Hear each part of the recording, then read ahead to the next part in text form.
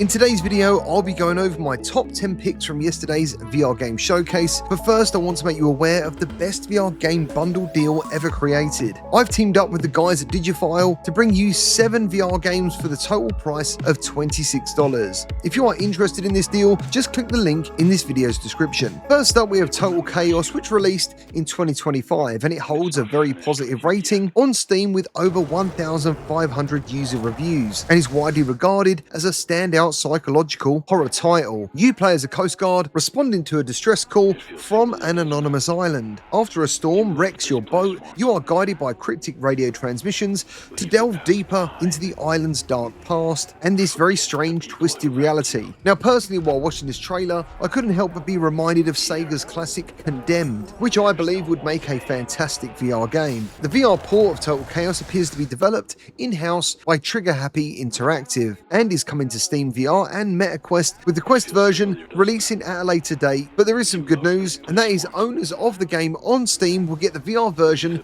absolutely free. So I think it's worth adding this one to your wish list if you don't own it already, because between here and now, this game might suddenly get a discount. One of the most anticipated releases, Gunman Contracts, has now been greenlit on Steam, and the release date is now stated to be in line with Valve's next new headset, Steam Frame, which means technically we don't have a release date, but we are all pretty certain it's going to be this month if Valve are going to be sticking to their announcement of a summer release schedule. And everything online does indicate that it's definitely still coming very soon. Gunman Contracts, I think, is looking absolutely awesome, and I would like to take this opportunity to remind everyone that I'm actually going to be in this game as one of the guards, so please try not to kill me too much.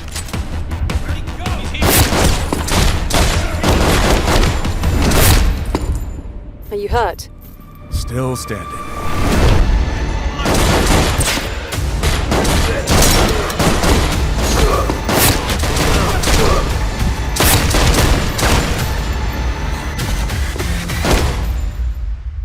Very subtle. Yeah, you want subtle? Go get the bald guy. Another one of my most anticipated VR games is Rustmourne, and thanks to the VR game showcase we got a brand new trailer, and I gotta say I think this game looks pretty intense. Rustmourne is an upcoming sci-fi survival horror FPS built from the ground up for PCVR. They've said this game is heavily inspired by Half-Life Alyx, but to be honest, every single VR game on PCVR seems to say that, and obviously there is inspiration, as you can see, from Dead Space. The new footage shows off more futuristic nightmarish levels and some open areas. We also got to see some new weapons, telekinesis abilities, plus new enemies. The developers have now officially locked in a release window on Steam VR for early 2027. There's something about this game I'm a little bit skeptical about. It just looks a little bit too good, but I do really want to believe what I'm seeing here, because what I'm seeing here looks absolutely awesome.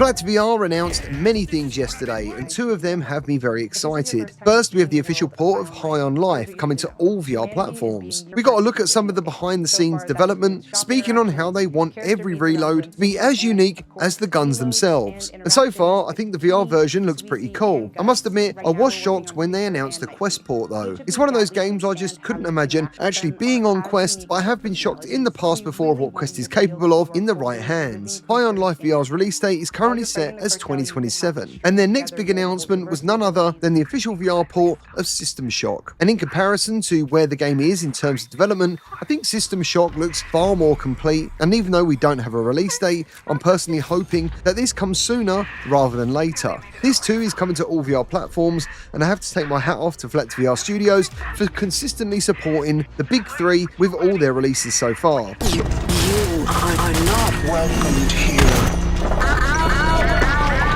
I am trying to elevate life. Change it. Adapt it. And bring meaning to your pathetic species. I will burn you, heretic.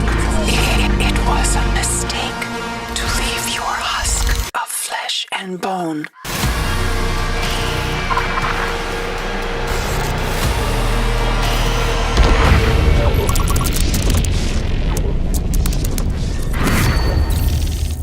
FlatTVR also announced that they'll be bringing a number of Quest and PCVR releases to PSVR2 in the near future, starting with Drop Dead the Cabin. Payday Aces High is one of VR's most anticipated games, and I've been playing it most of this week to bring you some first impressions on both the single player and the multiplayer. This video will go live on August the 20th, but also starting on August the 20th, Fast Travel Games are doing a closed playtest which will run till August the 24th, and apparently this will have limited availability. I've put a link in this video's description which will take you to the official Payday Discord, so hopefully you get to participate and hopefully I'll be able to see you online.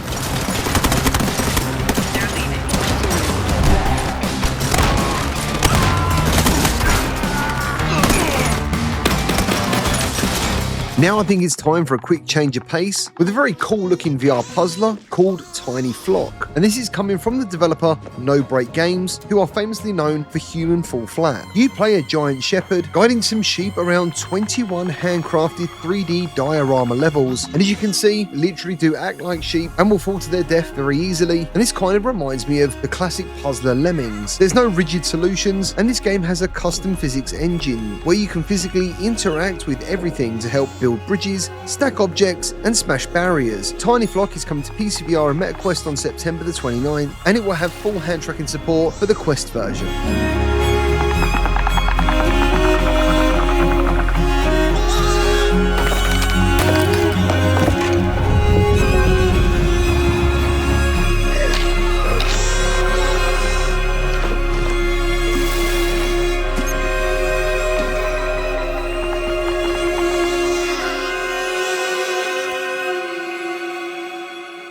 PlayStation VR2 owners, the good news continues with the announcement of Out of Sight coming to PSVR2. In this game, you play as a child called Sophie trapped in a nightmare orphanage. You must use her teddy bear to shift between first person and classic Resident Evil style third person perspectives to solve puzzles and survive. It's a tense 3-hour emotional roller coaster that feels massive in VR due to scale, and if you want a compelling survival story, I would keep this one on your radar. Now our next game, called COVR, is developed by the same team behind Zero Caliber, and COVR is coming to MetaQuest and PCVR. COVR is inspired by games like Ready or Not, and this will be a deliberate, unforgiving milsim focused on slow-paced room clearing, which means tight angle management and high-stakes close-quarter combat. You can play this game solo, or you can team up for some co-op, and personally I think these guys did a really great job with Zero Caliber 2, and I'm actually really looking forward to checking this one out. There is currently no release date, however, but it is stated to still be coming in 2026.